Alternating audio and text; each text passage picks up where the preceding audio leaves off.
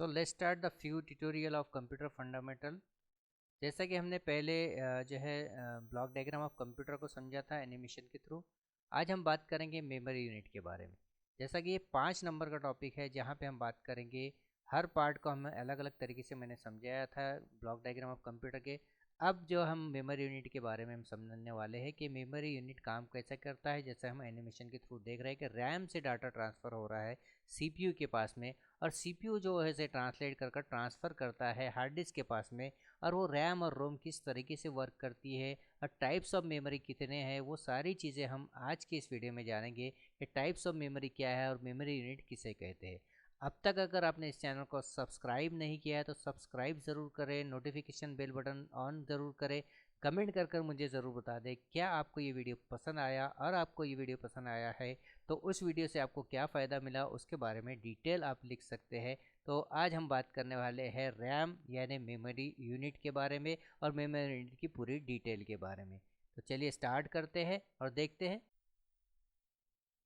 So let's start the first topic. Today topic is memory unit. आज हम बात करने वाले हैं मेमोरी यूनिट के बारे में। द डाटा और instruction which are accepted through the input devices have to be stored inside the computer before the actual processing started. Similarly, the result producing by the computer after processing must also kept inside the computer system. The storage unit of computer system is designed to store all the data and provides space for the storing data and instruction, space of intermediate result, and space for final result. Number 1, function performed by the memory unit. Number 2, to store the data and instruction are required for processing which is received from the input device. To store immediate result for the processing, to store final result of processing before the result are related to output devices. There are two types of memory. First is primary memory and second is secondary memory. ये जो दो type की memory है इसे हम दो नाम और भी दे सकते हैं, एक है टेम्पररी मेमोरी और एक होता है परमानेंट मेमोरी। इस टाइप से भी इसे बोला जा सकता है। अब हमने यहाँ पे देखा कि कंप्यूटर की जो मेमोरी यूनिट है वो काम कैसे करता है। The data is instruction, data और इंस्ट्रक्शन को ही हम मेमोरी कहते हैं, which is accepted through the input devices. जो हम कंप्यूटर को दे रहे हैं उसे ही हम डाटा कहते हैं। Have stored inside the computer, जो कंप्यूटर में सेव हो गया या रख दिया गया उसे हम मेमोरी यूनिट का कह सकते हैं। बिफोर एक्चुअल प्रोसेसिंग स्टार्ट, जैसे कंप्यूटर स्टार्ट हुआ। Similarly the result produced by the computer after processing must also kept inside the computer system. Computer में जो डाटा हमने रखा या जो डाटा हमने दिया उसे उसने समझा और समझकर हमको समझाने की कोशिश की। The store unit of computer system is design store all the data in providing space for the instruction. यहाँ पे ये एक चीज़ को वो समझना है आपको कि जो इंस्ट्रक्शन हमें कंप्यूटर को देनी थी वो हमने प्रॉपरली उसे दी, तो उसे उसने एक्सेप्ट किया और एक्सेप्ट करने के बाद में इमीडिएटली रिजल्ट उसका जो आंसर उसे देना था उसने प्रॉपरली दे दिया। एग्जाम्पल के तौर पे अगर हम कोई काम कर रहे हैं और हमने वहाँ पे लिखा 5+5, एग्जाम्पल हम यहाँ पे लिख लेते हैं 5 + 5 तो इक्वल टू आना चाहिए 10। तो ये कंप्यूटर खुद ही समझ लेता है कि इसे आंसर क्या देना है। जैसे हमने देखा कि कंप्यूटर जो भाषा को समझ रहा था तो उसके पास में एक ब्रेन था, एक कंप्यूटर का दिमाग था जिसे सीपीयू कहते थे। वो क्या करता था, डाटा को एक्सेप्ट कर ट्रांसलेट करने का काम करता था और ट्रांसफ़र करने का काम करता था। तो ट्रांसलेट किया यानी ये जो हमने उसे दिया था उसे एक्सेप्ट किया और यहाँ पे उसे ट्रांसफ़र कर हमें बता दिया। तो ये एक मेमोरी यूनिट का काम हो सकता है। यहाँ पे हमने देखा function perform by the memory unit, उसके फंक्शन किस टाइप से होते हैं। To store the data instruction to require for the processing, जो हमने उसे डेटा दिया उस हिसाब से वो वर्क करना शुरू करता है। Which is receive from the input, जो उसे कीबोर्ड के थ्रू या इनपुट डिवाइस के थ्रू मिलता है। टू स्टोर इमीडिएट रिजल्ट, उसके जो रिजल्ट है उसे फास्ट में आसानी से और जल्दी से दे देता है। the store final result of the processing before thus result are related to the output. जिस तरीके से हमें रिजल्ट चाहिए था आउटपुट डिवाइस पे वैसा ही उसने हमें दे दिया। अब यहाँ पे हम देखेंगे कि दो टाइप की मेमोरी होती है जिसको हमें ब्रीफली समझ रहा है, पूरा समझना है। फर्स्ट है मेमोरी यूनिट में प्राइमरी मेमोरी, जिसे हम टेम्पररी मेमोरी भी कह सकते हैं। सेकंड है हमारे पास में सेकेंडरी मेमोरी, यानी जिसे हम परमानेंट स्टोरेज भी कह सकते हैं। प्राइमरी स्टोरेज और सेकेंडरी स्टोरेज भी कहा जा सकता है, लेकिन सबसे पहले हमें जो कंप्यूटर की लैंग्वेज है उसके अंदर में हमें प्राइमरी और सेकेंडरी के हिसाब से लिखते हैं तो वो एक आसान भाषा में समझा जा सकता है। अब हम देखेंगे प्राइमरी मेमोरी जो है वो किस तरीके से काम करती है। It is also known as a main memory, इसे हम मेन मेमोरी कह सकते हैं। It is use for hold prices of the program instruction and data, immediately result for processing and recently produced result of the processing of jobs which the computer system currently working on. As soon as the computer system is switched off or reset, the information held in the primary memory disappear, यानी यहाँ पे यहाँ से data loss हो जाता है। It has limited storage capacity, it is very expensive. अब इसको हम शॉर्ट में समझते हैं कि जब हम कंप्यूटर में कोई डाटा लिखते हैं तो वो क्या होता है, कंप्यूटर में सेव होता है, होल्ड ऑन लगा हुआ रहता है, यानी कुछ देर के लिए होता है। कब तक? जब तक आपका कंप्यूटर बंद ना हो जाए, पावर ऑफ ना हो जाए या कंप्यूटर रिस्टार्ट ना हो जाए। अब ये जो मेमोरी है ये कहाँ पे मौजूद होती है? रैम के पास में। ये सारी मेमोरी कहाँ पे होती है? रैम क्या है? एक टाइप का प्राइमरी स्टोरेज डिवाइस है। यहाँ पे डाटा हम रखते हैं, वो डाटा रैम के पास अवेलेबल होता है। अब वो डेटा क्या होता है, जब तक अगर पावर सप्लाई है जब तक वो अवेलेबल है, जब तक पावर सप्लाई है या हमने कंप्यूटर को रीस्टार्ट नहीं किया जब तक वो डाटा हमारे पास अवेलेबल है, दिखाई दे रहा है। लेकिन जैसी ही पावर ऑफ होती है तो वो डाटा डिसअपियर हो जाता है, यानी वो पूरा डाटा लॉस हो जाता है। क्यों? कि ये प्राइमरी मेमोरी है। जब अगर हमने इसे स्टोर किया यानी परमानेंट स्टोरेज यानी सेकेंडरी मेमोरी में ट्रांसफ़र किया तो हमारा कंप्यूटर बंद हो या चालू हो, रिस्टार्ट हो या कुछ भी हो जाए, तो आपके कंप्यूटर में डाटा सेव हो जाता है, परमानेंटली हो जाता है, जो हमको आगे के टॉपिक पे समझना है, आगे की मेमोरी में समझना है। तो सेकंड टॉपिक है secondary memory. It also known as auxiliary memory. यहाँ पे इस बात को हमें समझना है, ये पॉइंट जो प्राइमरी मेमोरी का था, इट इज़ वेरी एक्सपेंसिव। क्यों ऐसा बोला गया कि एक्सपेंसिव है? क्योंकि ये काफ़ी ज़्यादा महंगी इसलिए क्योंकि अगर हम लिखते लिखते पावर चला जाता है तो वो लॉस हो जाएगा, यानी उसका कीमत बहुत ज़्यादा है, इसलिए उसे समझना है, उसे परमानेंट सेव करना है। अब हम समझते हैं secondary memory. It is also known as auxiliary memory. It is used to take off the limitation of a primary memory. It is cheaper than primary memory. It is also retain information even the computer system is switched off or reset. It is normally used to store the program instruction data and information those job on which the computer system is not working or currently but need to hold them the processing later control unit।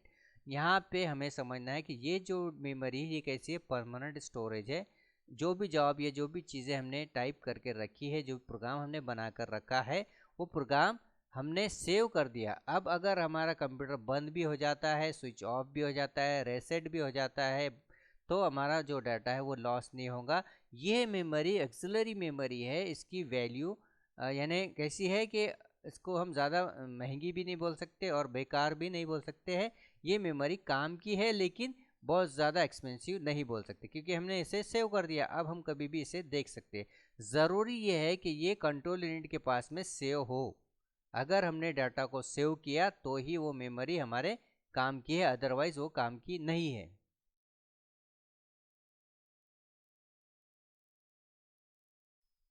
अब हम समझेंगे next topic.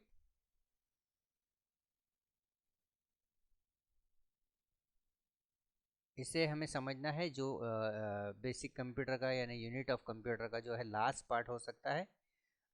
हमको ये समझना है control unit.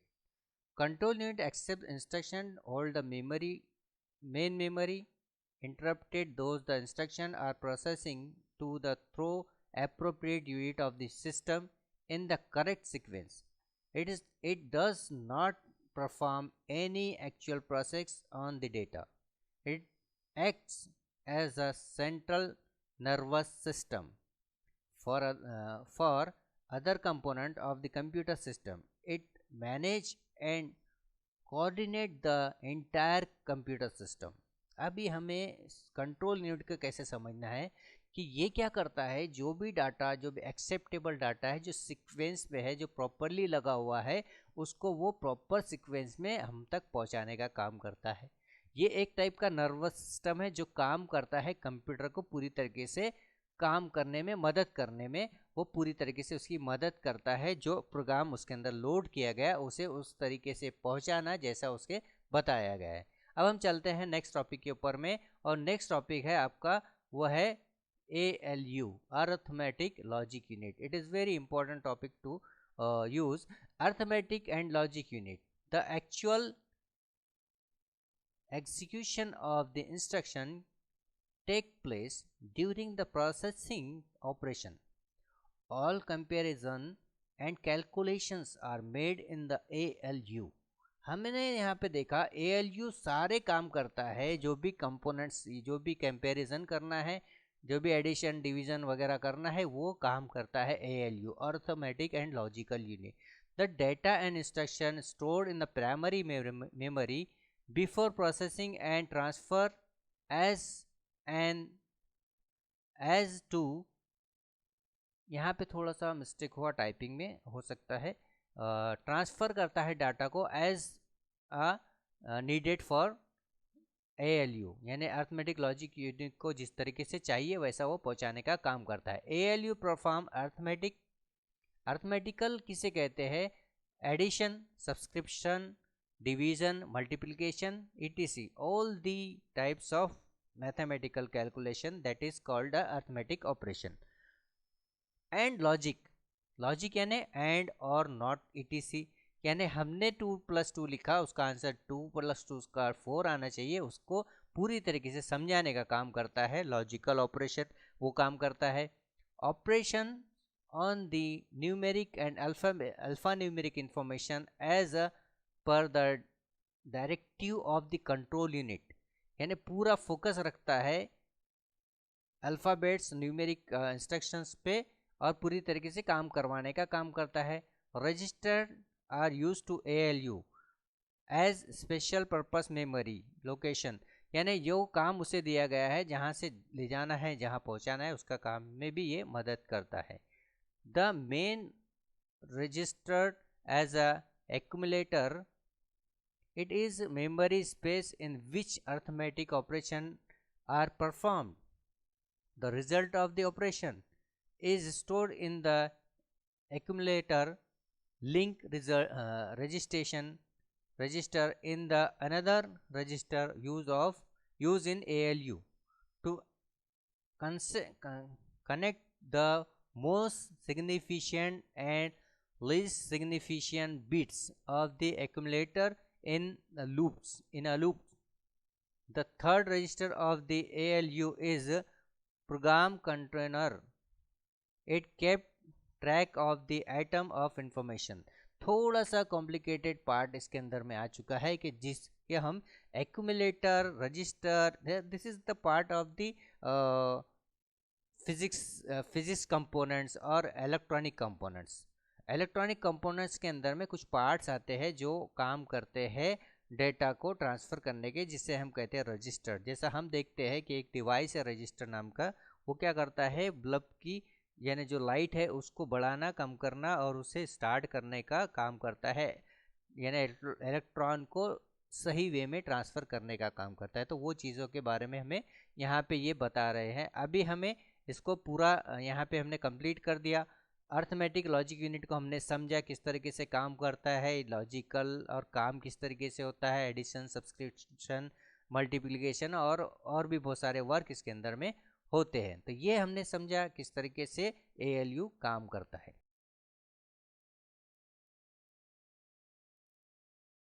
समझना है। अब यहाँ पे हम समझते हैं टाइप्स ऑफ मेमोरी। हमने मेमोरी को तो समझ लिया, लेकिन हमें टाइप्स ऑफ मेमोरी को समझना भी हमारे लिए काफ़ी ज़्यादा इंपॉर्टेंट पार्ट है। Types of memory, random access memory जिसे हम रैम कहते हैं, एंड रीड ओनली मेमोरी जिसे हम रोम कहते हैं। Random access memory RAM is information on the memory can be read for it and written on it. Any information stored in this memory is lost when supply is switched off. The memory is used for the storing application program or for the storing intermediate result during program execution. It is volatile memory.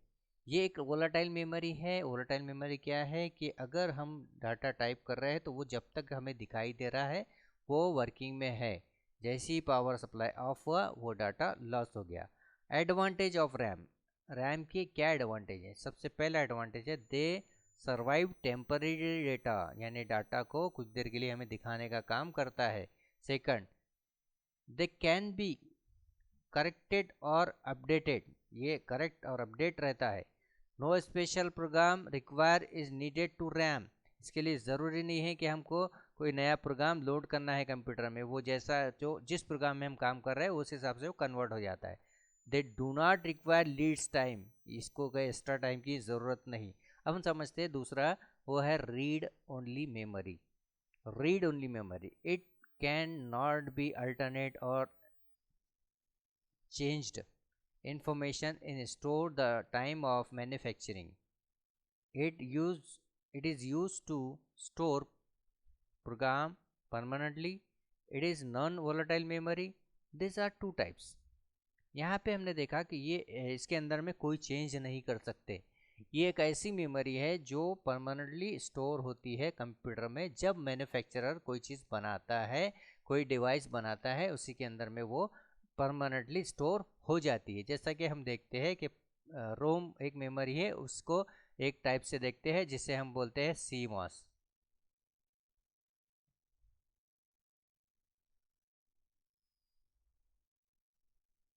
Complementary metal oxide semiconductor एक type का एक device computer के अंदर में load किया गया है जिसे हम प्रोसेसर या को प्रोसेसर कहते हैं। को प्रोसेसर क्या होता है कि कंप्यूटर को किस तरीके से काम करवाना है वो काम करवाने का काम करता है, वो होता है रोम।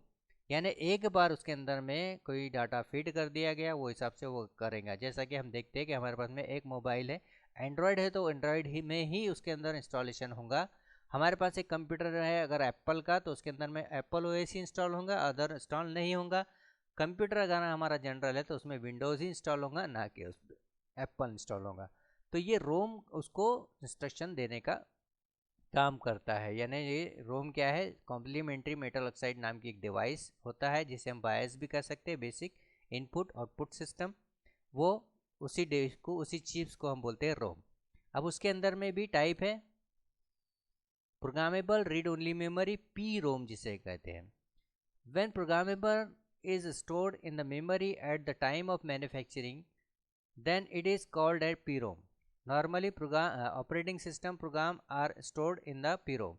जब हम कंप्यूटर लेते हैं तो उसके अंदर में एक बायस सेटिंग की जाती है जो परमानेंट स्टोर होती है, जो एक ऑपरेटिंग सिस्टम का काम करती है, ना कि ऑपरेटिंग सिस्टम। ऑपरेटिंग सिस्टम एक अलग पार्ट है लेकिन उस जैसा नॉर्मल काम करने का काम करती है PROM, जो इस मेमोरी CMOS के अंदर में लोड कर दिए गए। दूसरी है erasable programmable read only memory. This information is the memory can be erasable only for the technological means. This is achieved by the expensive chip to ultra volatile light. Ultraviolet light के through इसे मिटाया जा सकता है, लेकिन ये सिर्फ और सिर्फ कंपनी के थ्रू ही हो सकता है। अब हम समझेंगे रोम के advantage. Advantage of ROM, it is a cheaper than RAM, RAM से चीपर है।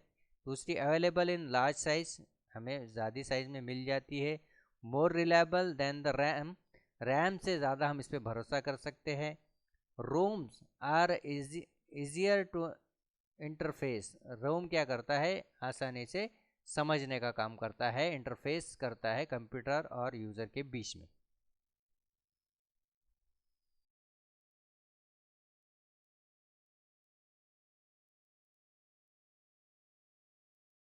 पार्ट है आपका हार्डवेयर एंड सॉफ्टवेयर। यहाँ पे फंडामेंटल ऑफ कंप्यूटर पूरी तरीके से कंप्लीट होने वाला है। आज का ये टॉपिक यानी आज का जो लेक्चर है यहाँ पे कंप्लीट हम करेंगे फंडामेंटल ऑफ कंप्यूटर को। तो इस ट्यूटोरियल को पूरी तरीके से समझना है। Okay. Software, hardware is electronic circuitry of the computer. The various unit installed with the computer system are also called hardware. Hardware क्या है, जो फिजिकल पार्ट, जो कंपोनेंट्स हमको कंप्यूटर में लगे हुए हैं उसे हम हार्डवेयर कह सकते हैं। Software is a program, software एक प्रोग्राम है। It can be defined as a set of instruction, सारे इंस्ट्रक्शन का सेट, उसे ही हम प्रोग्राम कह सकते हैं। और प्रोग्राम यानी एक तरीके का सॉफ्टवेयर है which enable computer to obtain the solution of the program. Problem जो भी आ रहे हैं उसको समझने का काम करता है software. Type of software, software is a classified into three types के सॉफ्टवेयर होते हैं जिसे हम यहाँ पे देख रहे हैं, एप्लीकेशन सॉफ्टवेयर, सिस्टम सॉफ्टवेयर और यूटिलिटी सॉफ्टवेयर। ये तीन टाइप के सॉफ्टवेयर है जिसके बारे में हमने यहाँ पे समझना है।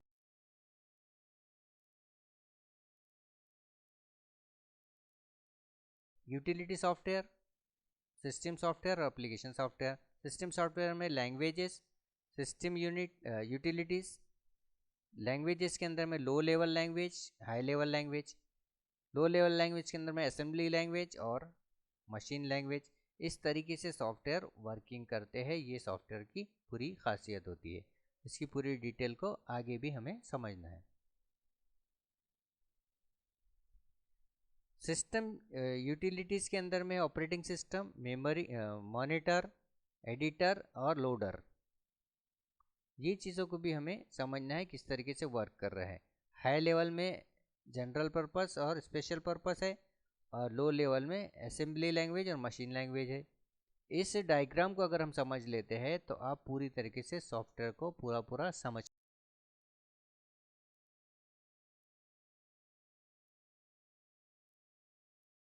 Application software, application software is a set of one or more program to do specific tasks. The program included in the computer system are called application software, and the programmer who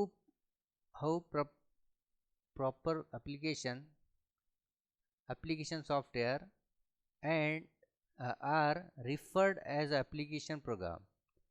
For example, application software can be program used for the payroll, inventory control, process examination result etc। जैसा कि हम देखते हैं software, application software क्या होता है, किसी एक पर्पज़ के लिए काम किया जाने वाला सॉफ्टवेयर, उसे ही हम एप्लीकेशन सॉफ्टवेयर कहते हैं। अगर हम अकाउंट का काम करना है तो अकाउंट के सॉफ्टवेयर में ही वर्क होगा, उसके अंदर वर्ड प्रोसेसिंग नहीं होगा। और अगर हम कोई एक इन्वेंट्री प्रोग्रामिंग का सॉफ्टवेयर या गेमिंग का सॉफ्टवेयर बना रहे हैं तो गेमिंग का ही उसमें काम होगा, दूसरा नहीं होगा।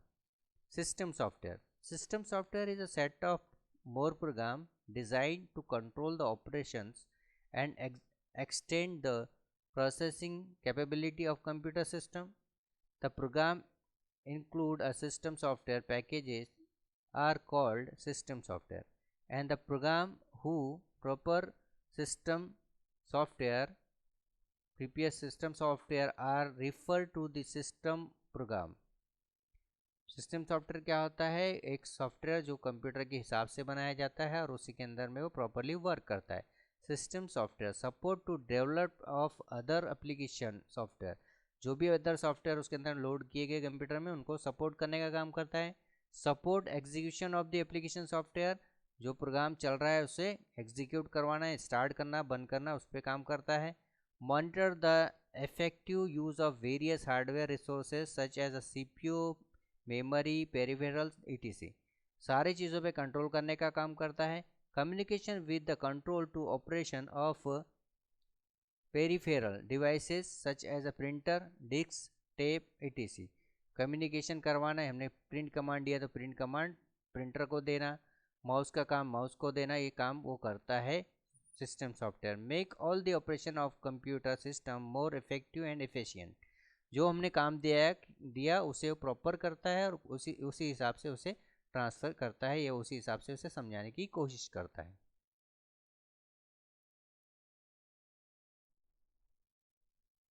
अब सिस्टम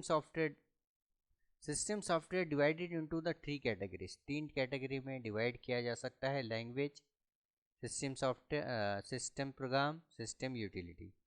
लैंग्वेज का मतलब है two types of language. First है लो लेवल लैंग्वेज जिसे हम मशीन लैंग्वेज और असेंबली लैंग्वेज कहते हैं।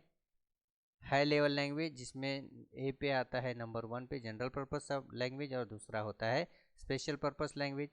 थर्ड होता है utility software. Utility software are written to the provide user machine communication and the improve program efficiency, editor, monitor, print, operation system and utility system program, सारी चीज़ों पे काम करना वो सिस्टम सॉफ्टवेयर का और वो एक यूटिलिटी सॉफ्टवेयर का काम होता है। जैसे कि इंटरनेट पे हम एक सर्वर होता है, वो क्या करता है कि एक यूज़र से दूसरे यूज़र को ट्रांसफ़र करने का काम करता है, एक मशीन से दूसरे मशीन में इंटरनेट को ट्रांसफ़र करने का काम करता है, वो उसी को हम कहते हैं utility software.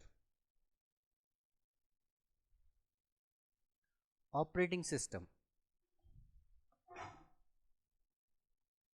Operating system is a collection of various programs which take control over the operations of computer.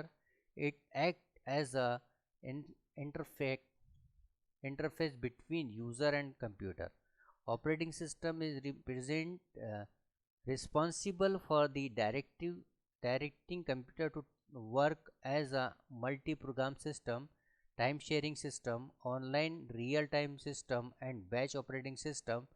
Function of operating system यानी ये बहुत सारे टाइप के ऑपरेटिंग सिस्टम होते हैं जिसमें हमने ज़्यादा डिटेल पे नहीं जाते, हम शॉर्ट में समझते हैं कि मल्टी प्रोग्रामिंग अगर हम कर रहे हैं यानी एक टाइम पे हम एक काम कर रहे हैं, सॉन्ग बजा रहे तो सॉन्ग भी हमारे मल्टी यूज़र ऑपरेटिंग सिस्टम में चलेगा, हम इंटरनेट चला रहे तो इंटरनेट भी उसके अंदर में वर्किंग करेगा, इस हिसाब से हम काम कर पाएंगे। इसके टाइप हम देखते हैं, फंक्शन देख लेते हैं। फंक्शन ऑफ ऑपरेटिंग सिस्टम क्या है? नंबर 1 है control over the input and output devices, पूरी इनपुट आउटपुट डिवाइस पे काम करता है, उस पर कंट्रोल करता है। Scheduling and loading for program is order to provide sequence in the job processing, जो काम उसे दिया गया है उस टाइम पे उसी तरीके से वो कंप्लीट करता है। Direct and correct to error in the user program, हम देखते हैं एमएस वर्ड में कुछ हम डाटा टाइप करते हैं तो वो डाटा क्या होता है, कुछ गलत रहा तो नीचे रेड कलर की लाइन हमको दिखाई देती है, उसे करेक्ट करने का काम भी ये करता है। प्रोटेक्टिंग सॉफ्टवेयर प्रोटेक्ट करने का काम करता है। Hardware to improve use of system, hardware को इम्प्रूव करवाने के काम में आता है। Providing resources for the computer, resources नए बनाने के काम आता है। उसके बाद में providing complete record of the operating system, पूरा डाटा का रिकॉर्ड अपने पास रखने का काम करता है। फाइल मैनेजमेंट ये एक पार्ट है ऑपरेटिंग सिस्टम का। Application system, application software, memory management, CPU time management, ये तीन चीज़ों पे आगे भी हमें देखना है।